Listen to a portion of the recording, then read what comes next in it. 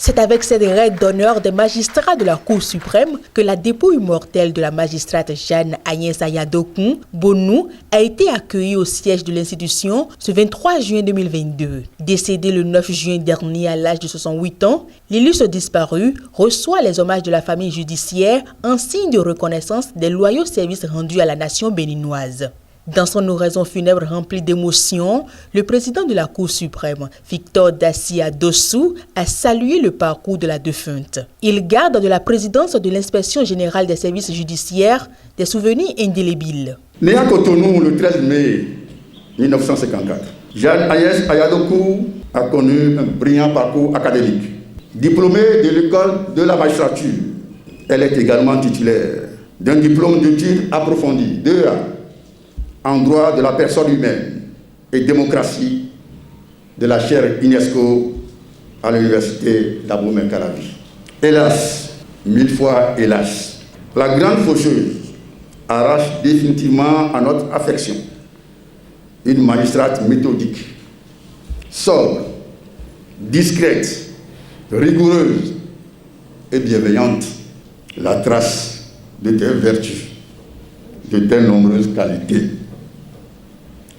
Ton exemple continuera d'être une source d'inspiration pour nous que tu laisses dans cette Lacrimarum vallée.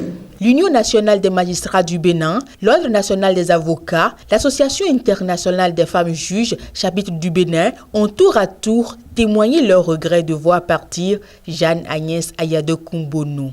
Elle faisait écho au principe constitutionnel de l'égalité entre l'homme et la femme, et en vertu de ce principe, elle s'abstenait d'appliquer les coutumes qui écartaient la femme du droit à l'héritage, notamment des biens immeubles laissés par le géniteur. Femme de rigueur, elle imposait cette rigueur à son entourage, mais aussi à elle-même. Alors même que son état de santé du moment était peu reluisant, elle nous rappelait, telle sa dernière volonté, l'importance d'œuvrer pour la continuité et la consolidation des droits acquis. C'est vous dire que cette grande dame a terminé sa course au service de cette association qu'elle chérissait tant. Elle avait beaucoup de rêves pour cette association. Ces enfants touchés par cet hommage de la Cour suprême à leur défunte mère se sont confondus en remerciements. Nous vous remercions des hommages rendus à ma mère. C'était une femme digne. Elle était débordante d'énergie et disponible.